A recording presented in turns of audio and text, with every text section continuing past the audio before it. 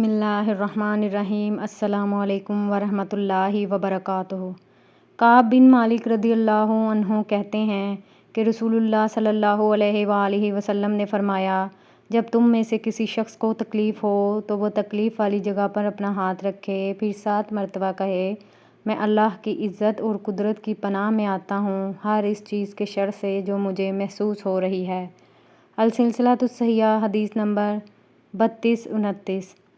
عبد الرحمن بن مہران رحمۃ اللہ علیہ سے مروی ہے کہ جب ابو ہریرہ رضی اللہ عنہ کی وفات کا وقت قریب آیا تو انہوں نے کہا، میرے اوپر خیمہ مت لگانا، نہ ہی انگیٹھی، خوشبودار لکڑی وغیرہ کی جلانا، اور مجھے جلدی لے جانا، کیونکہ میں نے رسول اللہ صلی اللہ علیہ وآلہ وسلم سے سنا، آپ فرما رہے تھے، جب نیک بندے کو اس کی چارپائی پر رکھا جاتا ہے تو وہ کہتا ہے، مجھے آگے لے جاؤ، مجھے آگے لے جاؤ، مجھے آگے جلدی لے جاؤ، اور جب برے آدمی کو اس کی چارپائی پر رکھا جاتا ہے تو وہ کہتا ہے، ہائے ہلاکت، تم مجھے کہاں لے جا رہے ہو۔